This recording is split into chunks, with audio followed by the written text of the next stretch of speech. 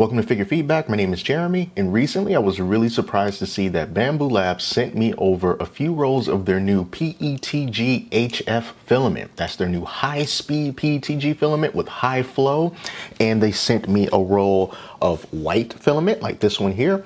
I also have a roll of gray and a roll of red, and I've printed a few things with them, and now I want to share with you what my experience has been like using that filament. I'm going to show you some samples and then also tell you something that didn't quite go the way that I wanted it to, but there's a solution. Now, the first problem that I ran into with this filament is that my AMS light didn't want to reliably detect it. I would put it into the AMS and I would look at the screen and it would flash somewhat briefly PETG, but then a question mark would just appear. And I tried many different things to try to get it to work properly. Yes, I turned it off and turned it on again. I removed all the other filaments from the AMS light and just used the PETG. Nothing that I tried worked until I went over into Bambu Studio and I realized that on the bottom right hand corner of that software, there was a configuration update. It's one of those things that you might miss if you don't look at the bottom right hand corner of the screen. But when I clicked on that, it said that the PETG-HF profile was new to the slicer. So I clicked on the configuration update, and when I did that, I looked at the available profiles for the different types of filament that Bambu offers, and PETG-HF was there when it wasn't there before.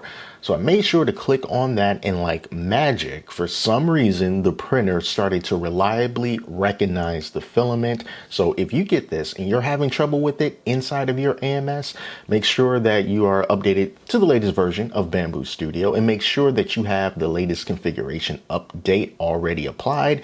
Make sure that you select the PETG-HF and then it should work out for you. I put that over on Reddit as a reply for someone and they said that it worked for them. So hopefully that's the solution and it'll work for you too. So if you're not familiar with the PETG-HF, really quick, it's just a high-speed PETG filament. It replaced the original PETG that Bambu used to sell. And now when you print with this, you're supposed to be able to get speeds that are very, very, very close to just regular old high-speed PLA. And you should be able to get some good quality as well, while having all the attributes of PETG intact. So let me show you a few things that I printed, starting off with a benchy. So here's the red benchy that I printed. This is a PETG benchy. That was actually the name of the file that I grabbed off Maker World, and I printed this off. It took 50 minutes to print this, but I just used the regular default profiles. I didn't change anything, and I'll get into the rest of that in a moment.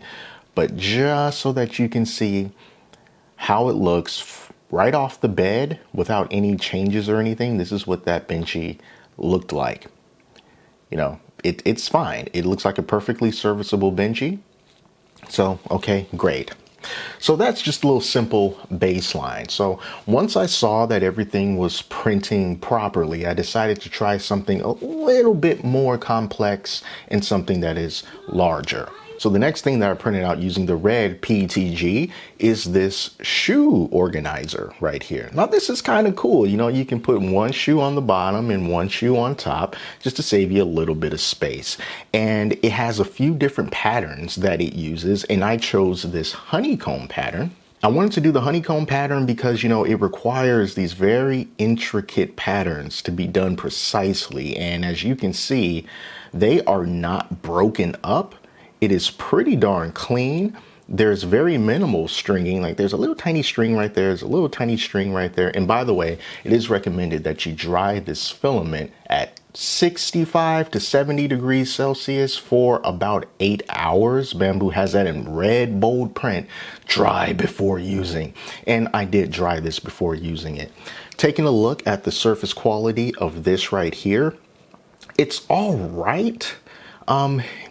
You can definitely see the layer lines. It's not sloppy or anything, but there's just a little bit of like little zits here and there. I'm not sure if you can quite see that it picks up on camera or not, but that's definitely one thing that I saw with this. And I'm used to some really nice quality on Bambu printers when I'm printing with PLA, and seeing these like zit patterns all around is something that I'm really not used to. So it made me take a pause and go, That's a little bit odd, but I kept it going. But as far as, overall how this looks, I think it came out looking pretty good, all things considered. This is a print that's supposed to take around 3 hours. For me, it took around maybe like 3.5, maybe 3 hours and 40 minutes to print. So very similar to the default PLA profile that it was designed for. Here's a basket, a storage basket that I also printed. Now I printed this on the extra draft setting. So that means it is the lowest resolution setting for the 0.4 millimeter nozzle. And this took over 4 hours to print. But if I had decided to print it with the standard profile setting, it would have taken like 6 hours, a little more than 6 hours. So you're giving up a little bit of that resolution to speed things up a bit. And just like the shoe organizer, this has that honeycomb pattern throughout the entire design, and most of them look quite well. So that's the bottom part, so you can get a sense of that first layer. Here it is on the side. Most of these honeycomb pieces did turn out looking pretty good. I've got a broken one here and there, like maybe you can see like right there, there's a little bit of it that was broken off, but overall it looks pretty good. And then also considering the draft setting, so I can't be too hard on it as far as like quality goes because it was printing faster. So if you look at it right here, you'll also see like there's some like zitting going on. It's just not as smooth, And I was just kind of looking at this and going, well, it's the draft setting. What did you expect? You want to get it done faster? You want it to be pretty? Okay, that's fine. So put this aside. Next thing I tried to do was a Pokeball. Get a close look on that, and I'm not sure if you can notice, but again, with this red filament, the little tiny little zits here and there on top of the Pokeball. It's not something that really super stands out at first blush, but it's still, kind of there. I'm used to really smooth surfaces, so I'm thinking, what is going on here? But that's the Pokeball. I mean, it looks okay, but I really was feeling like something wasn't quite right with the default settings for this filament. So another thing that I decided to print out were these Nintendo cartridge keychains, and they come in these two pieces that you have to put together, but I just want to focus on the surface for now. This is the surface quality after I dried it for, honestly, it was only like 3 hours I dried this. And as you can see, there's some zits right here, some filament that's just kind of blobbing up right there on those ridges. And then also you kind of see like there's some uneven lines throughout there. You look over on the back and that first layer looks pretty good, but the surface quality wasn't looking so hot. Here's the other half of it. And I really hope that you can see it's just those lines are just they're not very even. There's like some gappage or something going on here. Not that smooth surface finish that I'm used to. And this is from a creator who makes those NES and Yoshi and Mario keychains that I love so much. I blow them up to make wall art and they look so good. So I know this creator knows what they're doing as far as settings go, but this just wasn't coming out very good. So I thought maybe this is because I didn't dry the filament as long as I should have. So I dried it again, 65 degrees Celsius for 8 hours. And as soon as it was done, I took it fresh out of that filament dryer, stuck it right back in the AMS, decided to print it again. And this is what I came up with.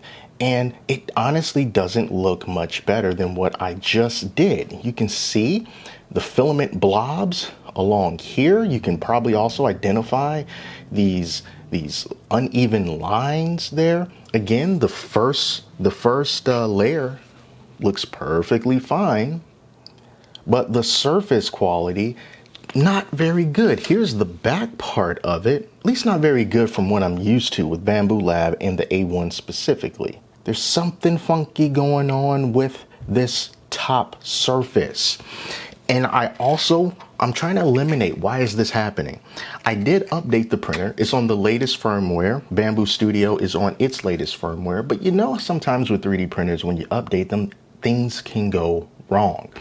So I thought maybe it's because I updated it and it affected my quality. So I decided to print something out of regular PLA to see if I would have the same issues. So I printed this really cool, like 2.5D representation of Professor Oak's lab from Pokemon, the Game Boy game.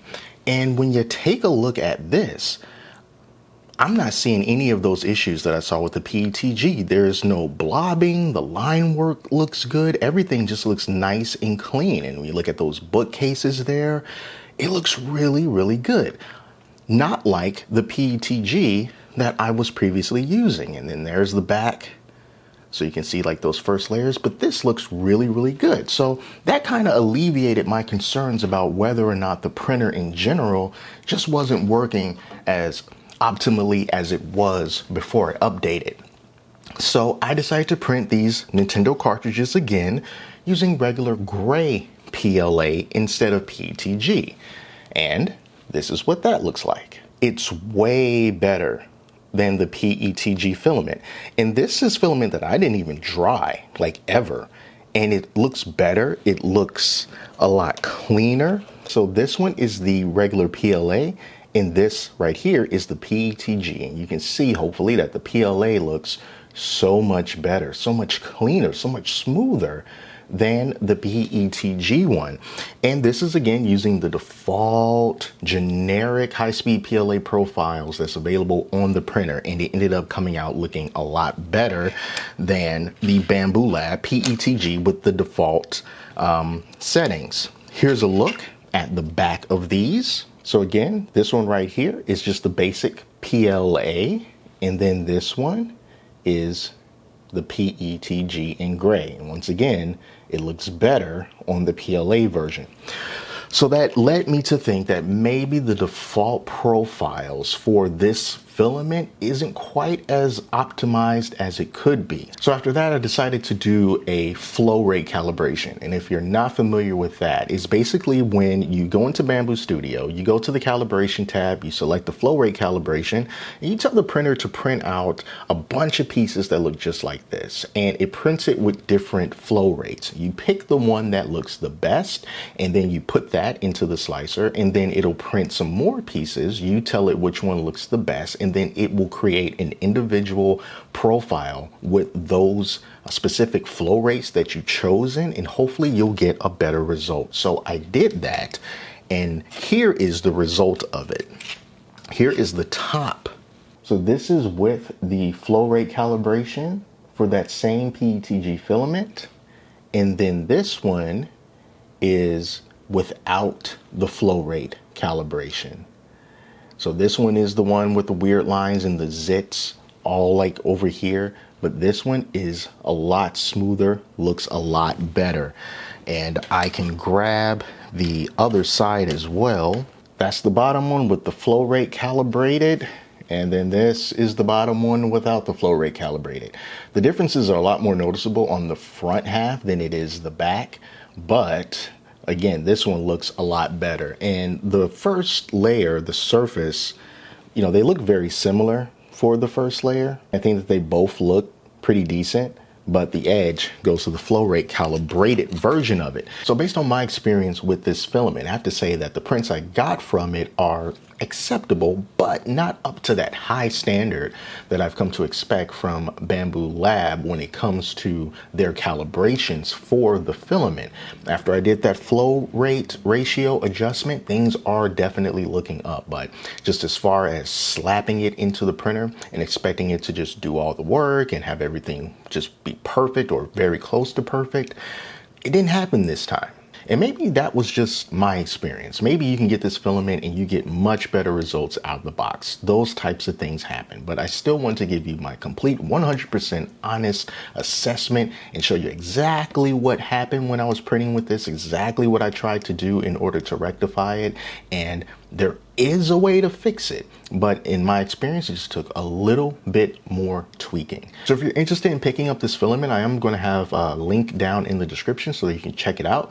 The colors that they're offering is yellow, or are yellow, orange, green, red, black, white, blue, and gray for for $19.99 for the 1 kilogram spool. And yeah, I hope that if you pick it up, you'll be able to have a perfect experience right out of the box. But like I said, it's not bad filament. I just wanted to tweak it a little bit so that it can be up to that standard that I know Bambu Lab is capable of. And it's there. You just saw it. Just takes a little tiny little bit of work to get it there. Thank you all so much for watching. If you want to see more stuff like this, be sure to subscribe and come back, because I always have more coming, more tests of stuff and more reviews, 3D printing related, all that good stuff. So until then, take care of yourselves, and I'll speak to you soon.